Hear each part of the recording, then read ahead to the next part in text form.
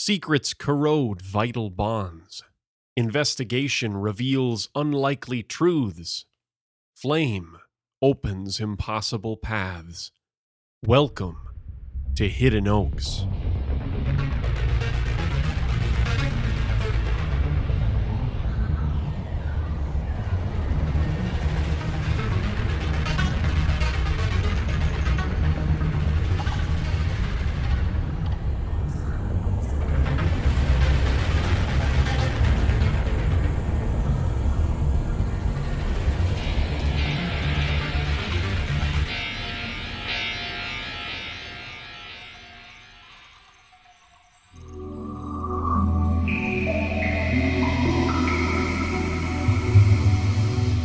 Isn't it against your religion to pay full price for a new console?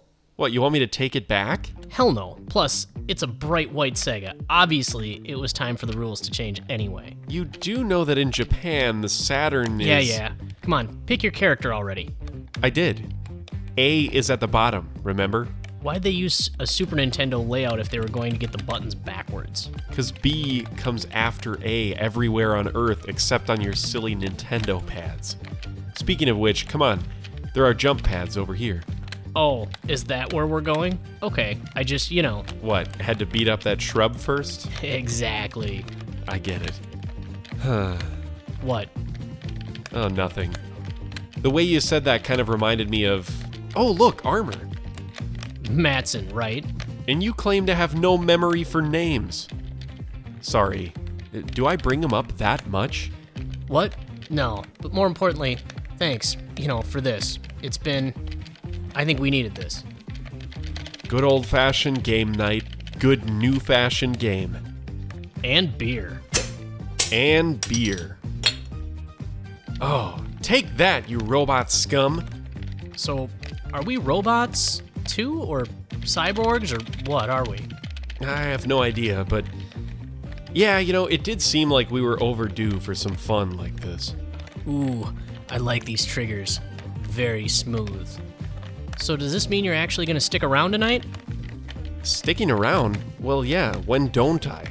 Come on. You're out like every night. You got a lady friend? What? No! A guy friend then? Is it the closet case next door? No, what the... It's fine, man. Whoever you want to be with, I'm happy for you. I have no idea what you're talking about. And you have terrible aim. What are you doing over there? I don't know. It looked like a secret passage or something. There's so much detail everywhere. So, just so we're clear, you're saying that you don't wait till you think I'm asleep at night and sneak out, and then sneak back in at the crack of dawn? Almost every night? What are you talking about? Ha! Secret passage. What did I tell you? Look, if you don't want to talk about it, that's fine. I'm just saying, it's cool. You don't need to hide it.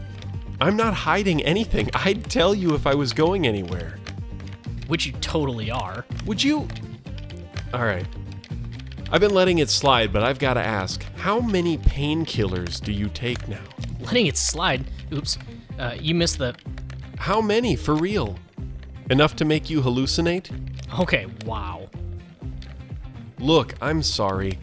I didn't mean to snap, but how about this? You don't need to hide it anymore, all right? Whatever.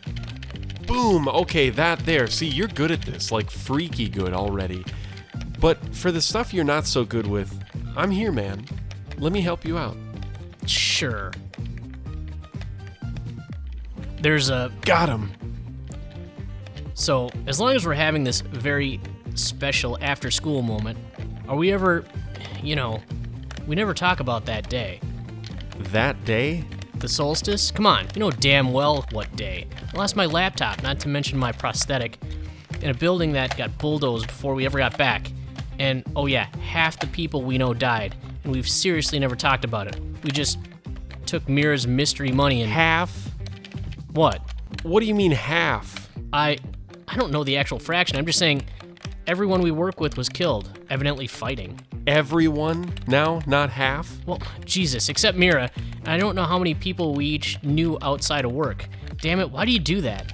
If you don't use your special attack before the... Not the stupid game. For fuck's sake, I barely know what I'm talking about anymore. You always do this. You pick away at some random detail and throw us off on some irrelevant tangent. It wasn't... Damn it. Seriously? Again? What is this? It's like the 4th time. 5th in as many weeks. 3, 2, 1. We should get a UPS, huh? Guess so. New game, new beer. Agreed. New beer. Hey, look. At least we opened up versus mode. What do you say? Bring it. All right. Let's do this.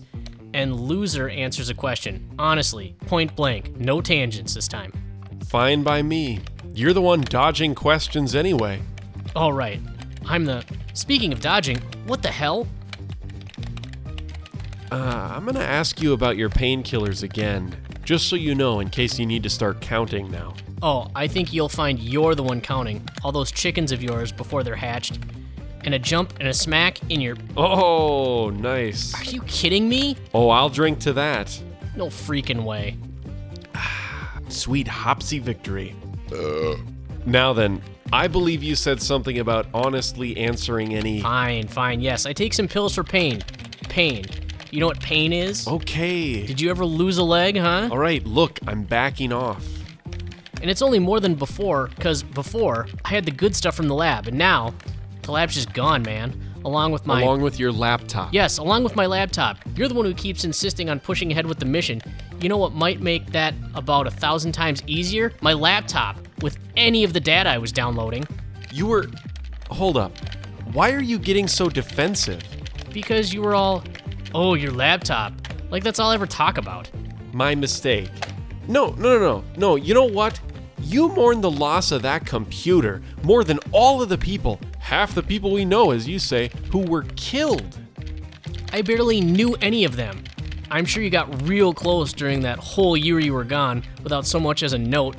As long as we're at it. You have no idea what I went through to join the agency, let alone what I went through to get them to consider you. Oh, of course. I should be so grateful. Such a wonderful opportunity. It sure worked out great for me. I didn't end up trapped or crawling through vents or banging up parts of my body that are supposed to be safely inside a missing limb.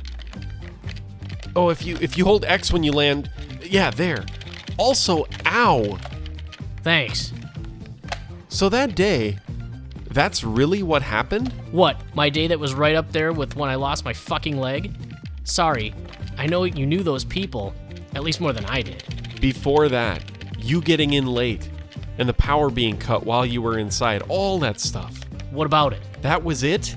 You told me everything? Oh, would you give it a rest? Yes, I took some painkillers that day too, the good stuff. Didn't know it would be my last dose. No, I don't care about that. It's just... You were the only... Never mind. What? I was what? You can't seriously think I had anything to do with what happened, do you? I never said that. Oh no. You've only been thinking it the whole time. How could... None of the dead were from the lab, okay? What?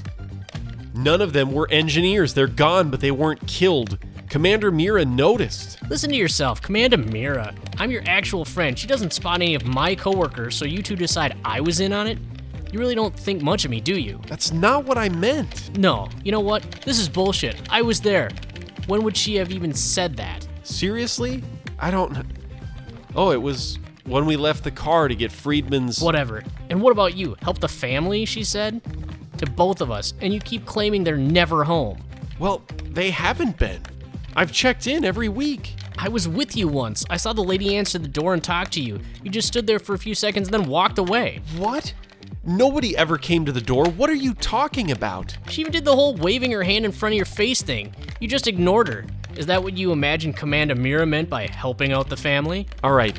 1, I never ignored anybody. They weren't home. And 2, if I had, then why didn't you say anything? I don't know.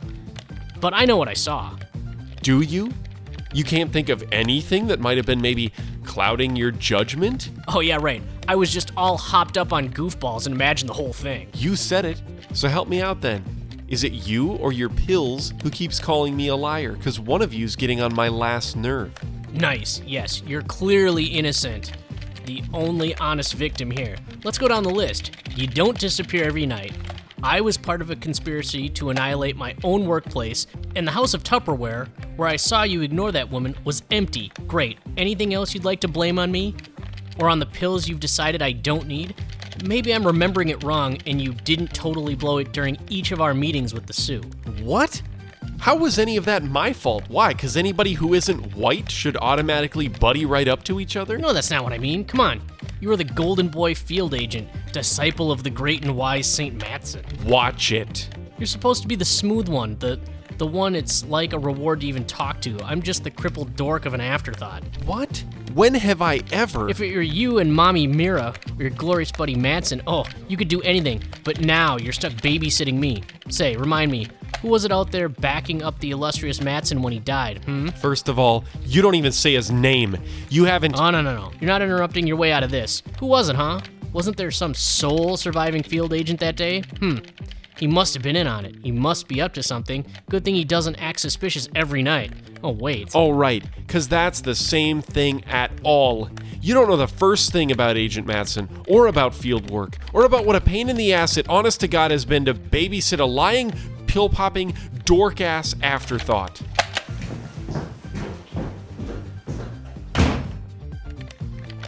You lost, Wonder Boy, and your score is a composite of primes. 605865. Oh, god damn it. Jay!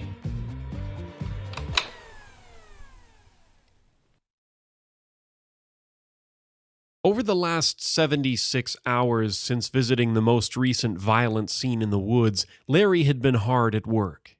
He was doing a different kind of tracking now. One in which he was able to engage from his dim study, well after the early setting of the gold November sun. Sitting between bookshelves that were bursting with volumes on wildlife, edible plants, and wilderness survival techniques, Larry's mind was back in the field. He and the reading lamp hunched their spines toward each other over the map-littered surface of his desk. The light fixture cast its warm yellow glow, and he cast his gaze upon the work over which he had been toiling all day. Immediately after being called to the 3 encounter scenes, as he had come to think of them, he tried to discern the pattern among the locations, but in the first few days he found none. Humans tend to be the easiest things to track and find signs of in many ways. Their behaviors are more predictable. They follow patterns of laziness, ease of work, nearness to infrastructure, and they leave garbage behind and damage the nature around them in their wake. Animals, on the other hand, although they have patterns and can be followed, often are more subtle. It takes intimate knowledge of a wilderness and individual animals or packs that live there to become aware of their behavior patterns. Couple this with all those creatures' unique habits and interactions with each other and the environment, and a true tracker is able to become one with the inner workings of an ecosystem. Larry had started with the 3 points, plotting them as they were found in the wilderness areas. Next, he began to add all of the trails: human, deer, wolf, coyote, fox, rabbit, beaver, mouse, and anything else he could think of. At the end, the topographic lines, the latitude and longitude plot markings, and all of his trails made a nearly undecipherable spaghetti pile mess. It looked as though a toddler had scribbled all over his charts so thickly that most of what was printed underneath was now almost completely hidden. He took it all in one last time, then clicked off the lamp and headed upstairs to turn in for the night. He sat on the edge of the bed, tangled thoughts twisting and weaving through his mind the same way the trails themselves had on paper. He lay down and closed his eyes, but sleep wouldn't come. He lay there, unable to stop the thoughts racing through his head and trying to make the right connections. Finally, an understanding of the patterns he was seeing began to bloom in his thoughts. They were 3 dots on a map. That's how they would have appeared to most people. The chart was of the plot where the Coaster Wildlife Management Area and the Sherburne Game Refuge met. With an intimate knowledge of the locations on the ground, Larry saw a great deal more. When looking at a topographic aerial view of the wilderness sites, he was able to mentally overlay the different runs that many animals utilized. He could envision the deer and turkey paths that paralleled many of the human trails and only branched off toward easy access to clean water. Then came the avenues of the fox. One had to crouch further down to see these. They were smaller tunnels, like small green archways in the undergrowth that largely ran through the thickets and only crossed prey runs and human walkways perpendicularly. Nothing was lost on him. Even the mouse runs that he knew about wove their way into the entangled, overlaid mess of lines. People didn't often believe he could see things like mouse runs. He would point them out to someone in the field and they would laugh at him. He would always tell them, "Don't believe me. Prove me right or prove me wrong." And then he would tell them to lay down on the ground and look to the side. He always loved the awe on their faces when they saw the slight U-shaped depression gently trampled down into the moss. This accompanied by the horseshoe curve of the grass to either side of the tiny trail, as if the blades spread themselves apart to allow their furry friends to pass by. The truth of it was, for someone like Larry, the whole world was filled with tracks. They were everywhere and on every surface. So much so that sometimes their absence in or avoidance of an area told more of a story of that place than their presence. One thing, however, had become glaringly obvious. The encounter scenes had all occurred in areas that were untouched altogether by the scrawled trails on his maps and his memories of any of those trails in his mind. They weren't only untouched, it almost appeared as though they were specifically avoided by all the animal trails that he knew of. With the exception of the human paths, all other animal routes circumvented the sites, leaving about 100-foot circle around each one. Larry paid no mind to the nearness of Troy's hunting stand along the trail to the most recent site, and another human route that neared the first. Continuing to churn in his processing of all his observations, Larry opened his eyes as this key point clicked into place. He rolled over onto his side. The eerie lime green of the glow-in-the-dark flashlight attracted his gaze from on top of his nightstand. It was a lone beacon in the shadows of the night. He was no longer trying to sleep. These absent places, he thought, continuing his musings, this was the pattern. He was sure of it, and he was sure that it was one. Not in the sense of a shape or a line or a specific trail that would make sense to the logic of people. It was in these places that recently a whole new kind of energy was replacing the previous dearth of movement through these spaces. What he was sure of was that the animals in this area seemed to be aware of something natural or perhaps unnatural which people were missing. That didn't surprise him in the least. Humans were very out of touch with nature and their surroundings. There were stories of people walking right into danger nearly every day, falling into frozen rivers, slipping over cliffs, losing their way right into a bear's den. Not to mention the ever-frequent alcohol-buzzed hunters who either became hypothermic or shot each other, or both. The wildlife in this area was avoiding something, and the evidence would suggest it was obviously something that was dangerous to them, or whose territory and power they respected. Something which they saw as a threat or were at least giving a wide berth. Based on what he found, he was able to locate two similar spots on the map, one more remote than the other three, and a fifth which landed itself right next to the backyards of a suburban development on the edge of the forest lands. Since the nearness to homes at one of these two spots was so immediate, he decided to visit the more distant location first. He assumed that if anything had yet happened at the final spot, then he would have heard about it already. There's always some kid that would have wandered in there by now. Continuing to lie awake in the dark, Larry turned his mind to the events of the past few days. He had returned to the previous encounter sites. This investigation was complex, and there was a lot of ground to cover. Larry had asked multiple times for assistance from other local law enforcement, but was told by both the sheriff's office and the state troopers that they were too short-staffed and busy with other things. On top of that, there was no real evidence of a human-caused crime that they could investigate.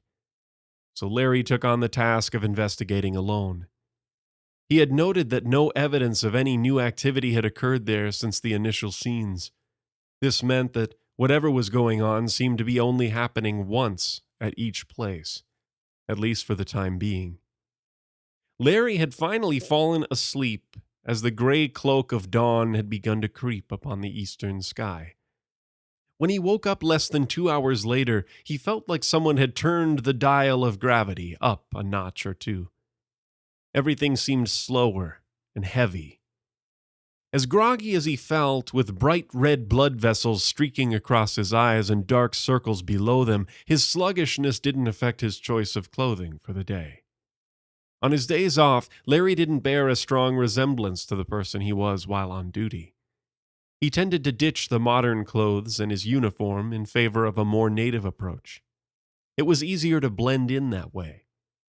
He had made his whole outfit himself out of deer hides, and over the years he had dulled their color and mottled it with asymmetric splotches of gray, brown, red, and green stains from clay, ash, and other things. He did the same to any of his skin that was showing. The fringe on his arms and legs helped further to break up his outline and allow him to melt away into the shadows and the dead spaces between points of interest any time he stood still. It's how he became one with the landscape and made his detailed observations. He went over his charts and plans again at breakfast. His image at the table was a contrast of two worlds. A burly, middle-aged man in native camouflaged clothing, sitting in a modern kitchen, wallpapered with zigzagging pansy and tulip patterns. On the table before him were the maps he was perusing as he ate eggs and venison sausage with his hands directly out of the pan he had cooked them in. Out in the yard after breakfast, Larry knelt down on the ground. Today, just like every morning, Larry performed what he called the prayer of warning. He grounded himself with the world by kneeling, pressing his forehead down to the grass and stretching his arms across the ground above his head. He surrendered himself to the earth and asked that he and those he loved would be warned of any approaching danger they may face that day. And he would get that warning too, or at least he believed he did. It was a sort of twisting feeling that started in his lower abdomen, and along with it came a sort of creeping anxiety that lurked into his mind like a panther slinking through the tall grass. Generally, as any danger approached, that twist in his gut would grow tighter, and the anxiety would ratchet up until he felt like he was going to jump right out of his own skin. When that happened, he would follow what the earth told him to do, and every time he did, he would be narrowly missed by some catastrophic event. He had come inches from being shot in the chest and had the tip of his nose brushed by a falling tree on more than one occasion. A simple turn of his body or step to the side when he had the feeling saved him every time. His prayers done for the day, he drove to the Coaster Wildlife Management Area. Overhead was a uniform, dirty dishwater gray sky, and the November air had returned with the chill that slices skin with every damp, bitter breeze. Larry's soft-soled moccasins made barely a sound. The gravel gently accepted their presence and shifted beneath them as he stepped out of his Ram pickup. Holding the door and squeaking a small kiss with his lips, he summoned the flash of a blue heeler bounding out of the cab. The dog, whose name was Mal, settled on the ground in line with his buckskin-clad legs, fulfilling the duty of his breed's namesake.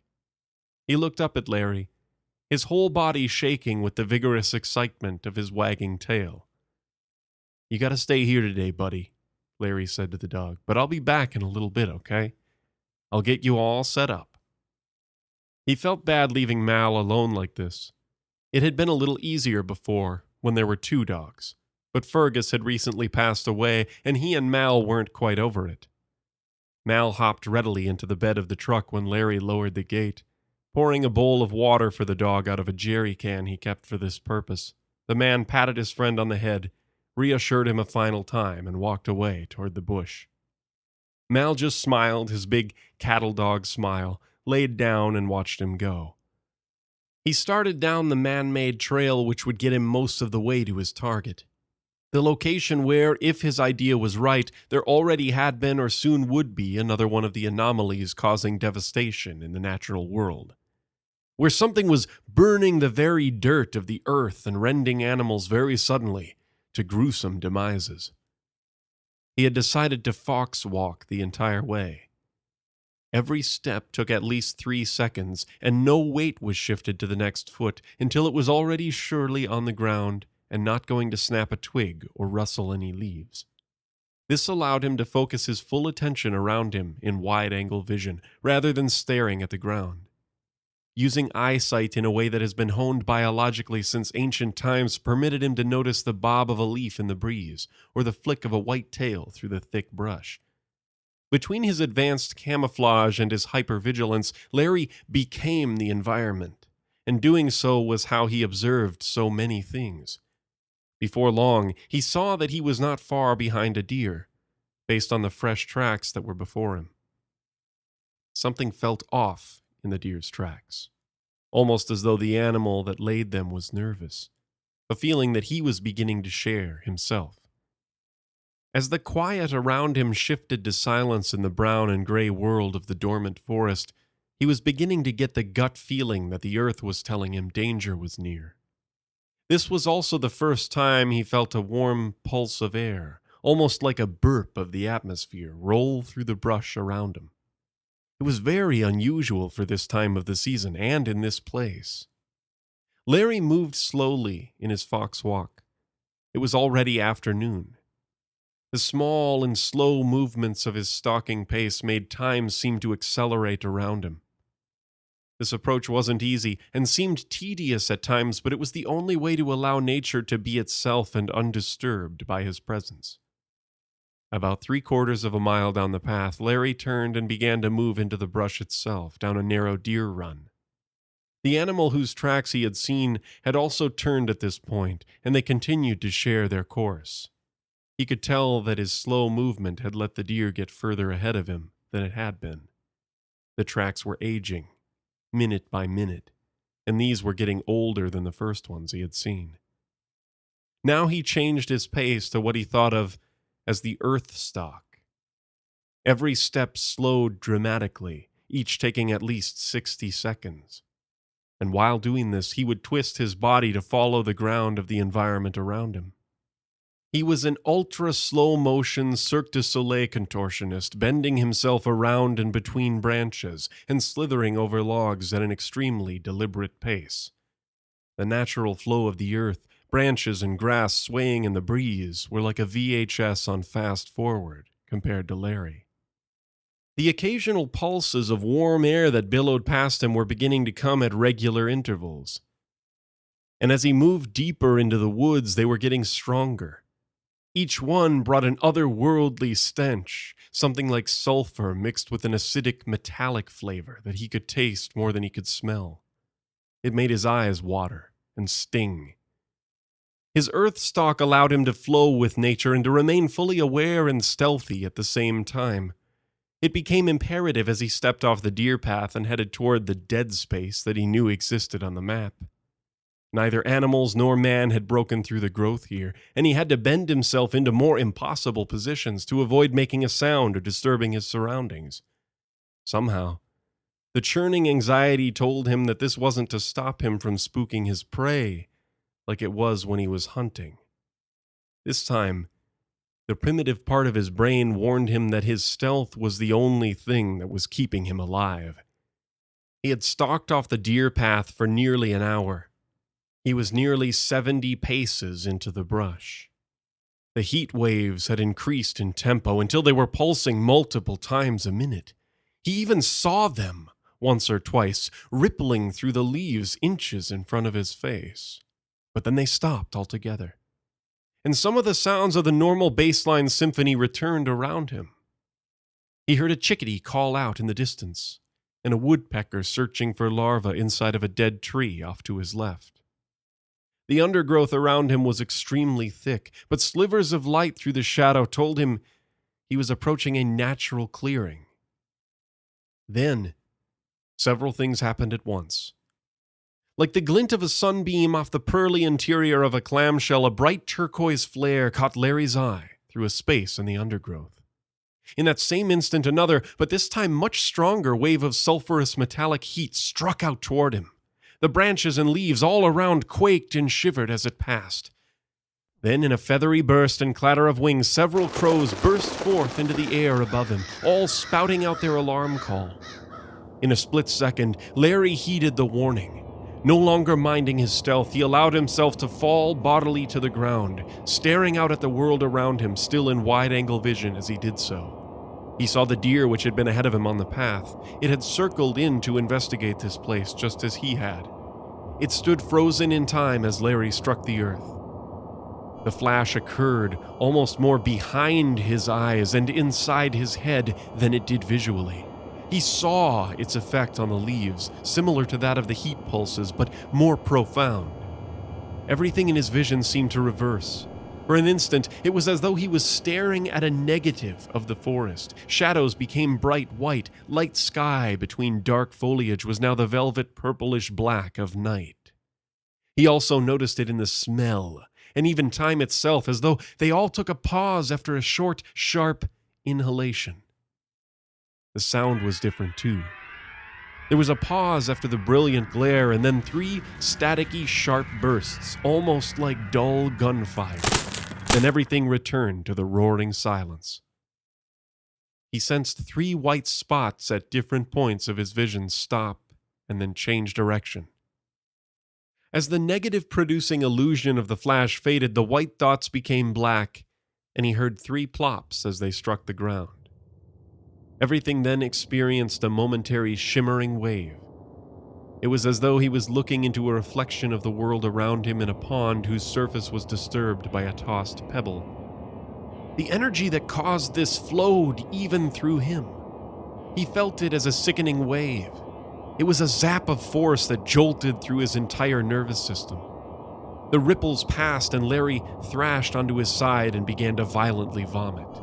He threw up for several minutes until there was nothing left but dry heaves and strings of bloody bile that he wiped from his mouth with his sleeve.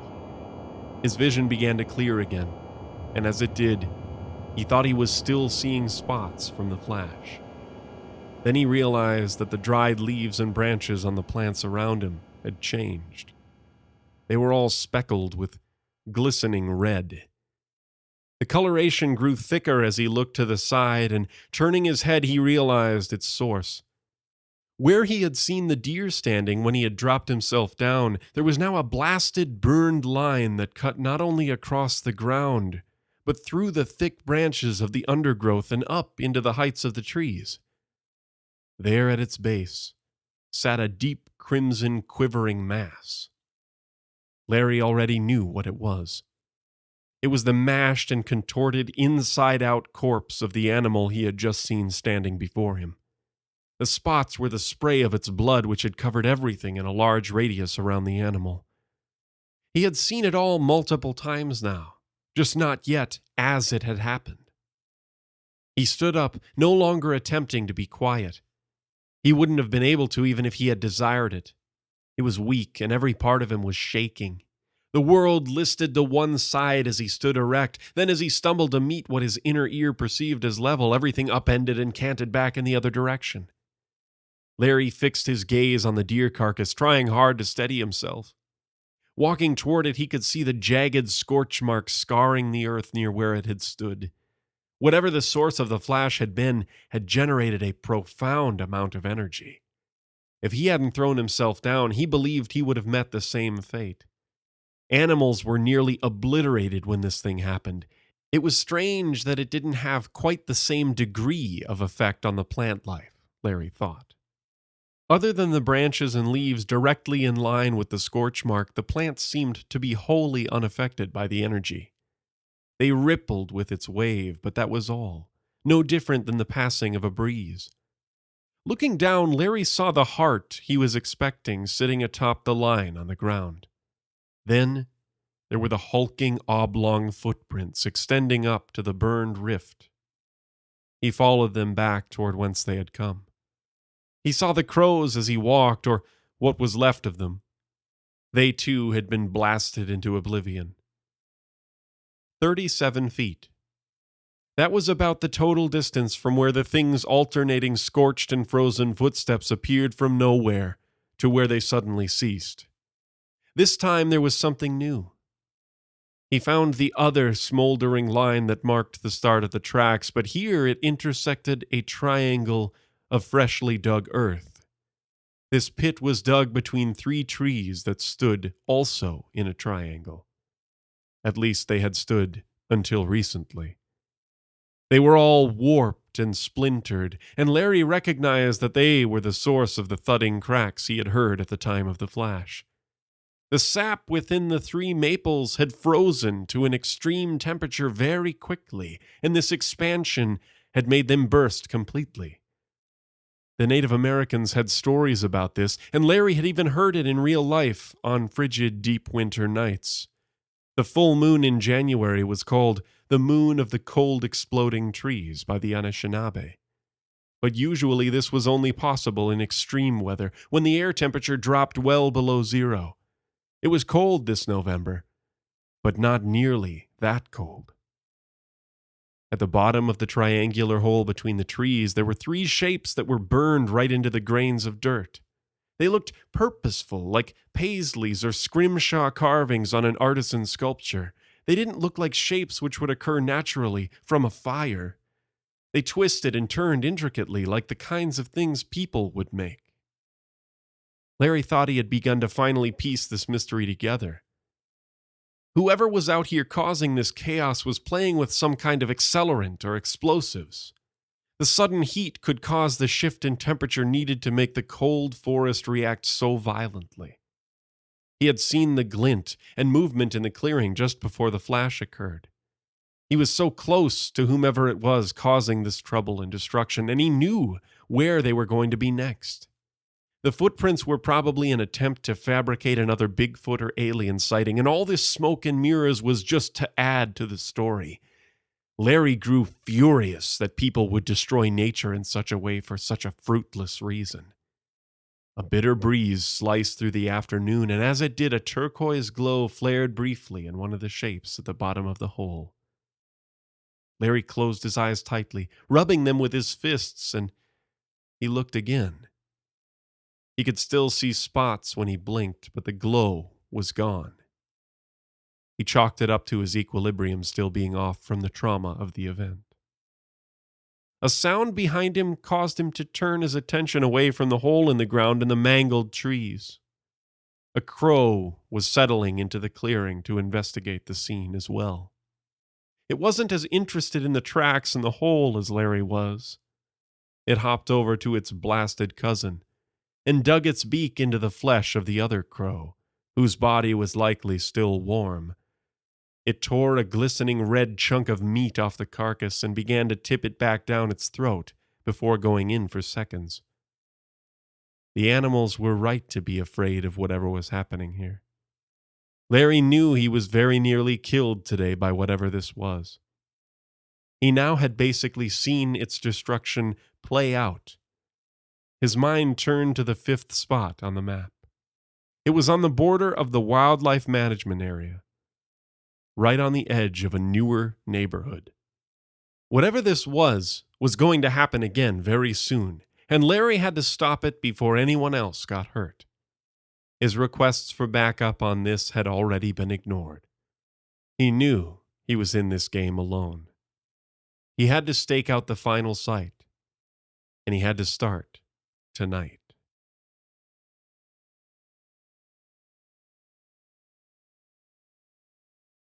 It wasn't a new experience or sensation. She had made the crossing thousands upon thousands of times. Still, she hated traveling through it, even more so after the length of her imprisonment. She had spent so many years in that pit, drifting between nightmares and illusions. She had stretched her claws and strings in whatever way she could till she thundered free of that chained shell. She was a long, dead heart that suddenly started to beat. The Forges knew she was free. After all, the emerald hawkmoth was here. It had helped her in countless ways already, and now it had found her prey. It even captured his visage in a sculpture of stardust. Soon, the Forges would know the boy as well as she did. She must return. And despite her reservations about traveling in her weekend state, they must know the boy as she does. It is a shared knowledge, a symbiotic piece of information. She marked her portal out in the forest, far away from any home, road, or prying eye. She picked the daytime for it. At night, many might see that emerald pyramid form. Humans can be bugs. Any flicker of light tempts them. They're always willing to bang their head curiously against a window, trying to understand what glows inside. Oddly, in the daylight, when they stagger through their mundane duties and roles, they seem less interested in confronting the strange and the different. They'd rather maintain their routine than acknowledge an obvious irregularity floating about. She needed the emerald hawk moth to be buried for the crossing to open. This was no easy task for the living fire. It never floated to the ground unless it was to stalk, trick, or vaporize some living thing. She had to beckon it. For this she needed her third arm. It was the only original appendage from all her many years. It had avoided the elemental containment. They had taken her other limbs, but she had replaced them. This was as old as the souls inside her. It was from the forges. It was from home. The emerald hawk moth would trust it. Moving the arm was always difficult, even without the complications of her lengthy imprisonment. She kept it curled behind her back in a fleshy spiral. It had originally been attached to her side, but through the centuries it had migrated further up her body. The third arm was an extra weapon, hidden for only the darkest of needs. While it unrolled, parts of her original body hidden deep beneath her sinewy layers were shaken with emotion. Memories from before the forges and hidden fires trickled through her cells in a long, dry river, burbling to life. She sighed to herself and leaned into the air. She did not have time for recollections. They had an eternal magnetism, but so did the forges. They had outlived almost all pasts. She moved her arm upwards slowly, unrolling her long, six-fingered hand. Her gangly fingers had bubbled knuckles and bits of yellow bones poking through their dark red flesh. They were strips of untrimmed meat, forgotten on the butcher's block. She bent them towards her in the tiniest of gestures. She didn't want to beg for it to arrive, but she needed it. As she motioned, the reality around her stalks of unfinished skin seemed to smear and shake, like she was smudging a half-dry painting. At first there was nothing. She tried again. Then, slowly building, there was that static thrumming, the otherworldly song of the emerald hawk moth. She couldn't see it completely. The daytime sky was cloudy and muddy with gray. Besides the magic's buzz, there were no other sounds nearby, not even the random gasoline groan of a car or truck on a distant highway. If there were animals, they'd be turned inside out at the collision of dimensions, a sad byproduct of the crossing. Slowly, the emerald hawk moth descended. The overcast around it became stained in bits of blue light. The closer it got, the more she could feel her two heartbeats warring with one another. In seconds, it was shimmering in front of her in a disk of fiery illumination. "I'm not fond of it either," she said, deep within her mind. She knew the emerald hawk moth could hear her. The living fire eventually settled into a convalescent crown hovering just above the earth. "It will be over in mere moments," she said. Her third hand slashed the muddy, leaf-laden earth next to her in a quick swipe, effortlessly ripping up dirt, roots, and rocks. She jumped back to her memories of the forges and let them sink into the fresh sediment. In a quick, almost steam shovel-like movement, she doused the emerald hawk moth in the soil, causing a disorienting sizzle to fill the air. The ground around them swelled upwards, then downwards, as if there were a surge of dynamite detonating beneath them. There was no sound to this violence, just the unending static song of the emerald hawk moth. She braced herself, telling her many skins, eyes, cloaks, and bones to be ready. Then the crossing opened. At first, it was just a thin crimson streak running across the ground in front of them, a poorly stitched wound beginning to reopen. Then the lips of the soil bordering the gash plunged downwards in a well of stretched matter, ruby light and powdery debris. There was a high whistling scream as raw molecules tried to figure out which cosmic laws to anchor into. The deafening wail was almost musical, but turbulent and random, similar to an animal howling, still trying to find some sort of bestial harmony. They dropped through the rift without even realizing they'd moved.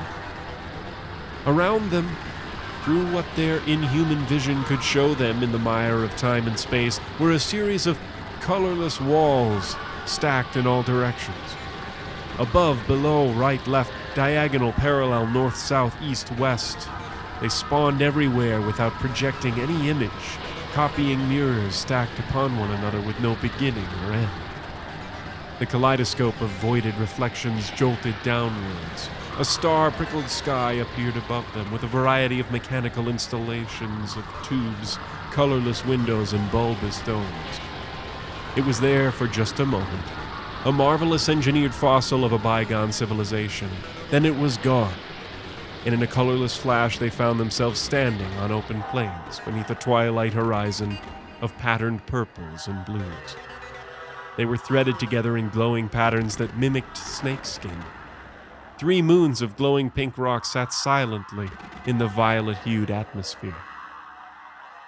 "We are home," she said to the emerald hawk moth. The landscape before them did not look too dissimilar to the wilds of the Dakotas she and the moth were so familiar with. Hills upon hills were drenched with thin, almost translucent layers of red grass. Mixed in among their stalks was a variety of green wildflowers spread out in jade drops. The prairie spread in every direction surrounding her. She was a solitary buoy on the stormiest of ruby seas. She was still a good distance from the forges, despite having jumped between plains. The roads leading to them had long vanished with nothing more than gravelly streaks peeking out beneath grass and flowers. "It is time to hide. Let us be cautious. Let us be safe," she whispered internally. The emerald hawk moth, which had been buried in the ground after the crossing, geysered upward in a flash of silver soil and blue flame. Immediately after its eruption, an aching sound filled the air. Slowly, the flesh below her right shoulder morphed outward into a large cylinder of ivory bars. They were decorated with bits of pink vine. The bony extension wasn't much bigger than a bird cage. Along the bars were bits of writing from a language few knew or remembered. The air around the extension stunk. It was salty and sour, a mixture of old flesh and rotted membrane. The emerald hawk moth paused just outside it, as though having second thoughts. "You know the risks of our home," she said. The flames suddenly spun, then stopped. Slowly they began to shrink, letting out shallow, almost lonesome hisses until they could fit between the bars of the organic prison. The emerald hawk moth hovered silently inside the cage. The forges were full of dangers. In this reality it could be hunted and devoured. Only she was powerful in both worlds. She started to move. From a distance she was a dark, spiked peak that had wandered off a mountain range. Her back was cloaked in a pulsing wall of gloom, which picked up colors around her, stealing the reds, greens, yellows, and purples of the prairie and the sky. She was tugging all visible matter into her form, a wandering black hole that had broken free of all those celestial shackles. She moved Aubrey's arm beneath this vacuous fabric, and a long, flute-like instrument made of bone dropped down next to her on a spider's web. It caught the howls of the prairie immediately, whistling loose a high, husky melody. The horizon shook, then hissed. A path of silver pebbles rattled upwards through the grassy fibers which retreated into the ground. In just seconds, a road formed, curling and rising over the open hills in a sterling worm. "The road remembers me," she said to herself. She began to float forward but stopped. Where were the lanterns, she wondered. As if the sleeping structures had heard her thoughts, another tremor jolted the otherworldly ground. Thin, wiry poles with craning arcs slowly rose upward. Their metal bodies rattled and cried as they pushed skyward. After about 20 feet, they stopped. From their dangling symmetry hung a single metal box. The lanterns were uniform in a long trail, with a single one missing down the chain. Whenever she glided by it, her rage and memory would twinge. It's time to light the lanterns. Be quick. Something will have heard us, she said to her companion. The emerald hawkmoth bolted free of her back and flashed across the lamppost in a teal, whistling blur. There was another howl, and immediately the lines of boxes grew into a chain of emerald fire. The worm from before was now glowing, and it stretched across the hills with bits of blue light marking each segment. Now, we should not be bothered, she thought. She drifted slowly down the path, rising up and down over each curvature of the soil, careful not to fall off the road or to be too quick or frenzied in her movements. The lanterns would remove any of the wildlife's abilities to stalk or surprise her, stripping away their illusionary techniques. She would kill whatever dared attack her, but she didn't want to waste any time dealing with Einhandners, puddle worms, or the Katigas. They would slow her down. The pledge must be made. Time was all that mattered. Above her, a streak of black dots had been murmurating in long, watchful waves. She knew what they were and where they were from. They had been spying her from afar since her arrival. If the lanterns hadn't been lit, they might have been closer. It was hard for them to resist anything moving in the open. They would hover down, shedding from their hidden towers of fungus, which rose up to the purple sky in round, plated pillars, in dark altars to some mycelium god. However, most who had breathed their spores would never see these structures, a monstrosity hidden in plain sight. She hated her relation to them. Hill after hill dipped and rose before her ominous form. Almost imperceptibly, at the borders along the path, the stems of grass actually danced away from her body, even as the wind tousled them.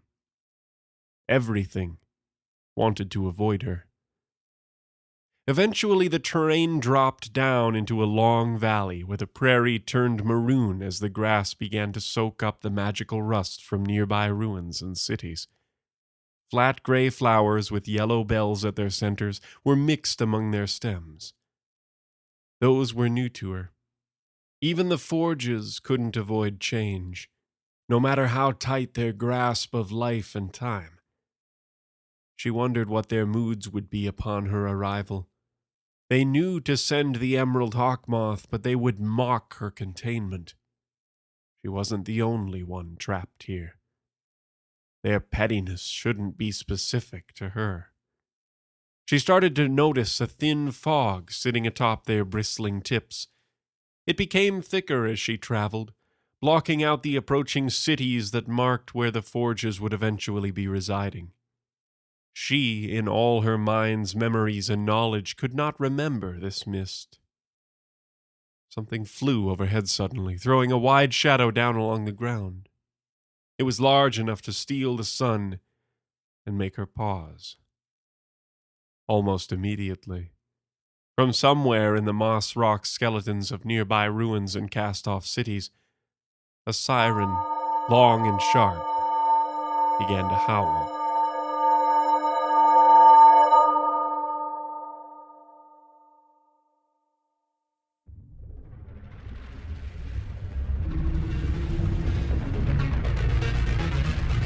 The Hidden Oaks podcast is a collaboration between Patrick W. Marsh, Robert Don, and Owen Swerkstrom. The story Game Over, written by Owen Swerkstrom. On the Trail, written by Robert Don. The Crossing, written by Patrick W. Marsh. The voice of Hidden Oaks and Agent Wilker, performed by Robert Don. The voice of Agent Duncan, performed by Philip Iliff. Original music composed and performed by David Schwartz. Find more of his works at dtschwartz.com. Produced by Robert Don, Owen Swerkstrom, and Patrick W. Marsh. You can find out more online by visiting us at hiddenoakspodcast.com or by finding us on Twitter at Hidden Oaks Pod, as well as Facebook and Instagram at Hidden Oaks Podcast. Don't forget to check out the website for cool new merch and updates. Hidden Oaks is an Ironfield independent production. Thank you for listening, and until next time.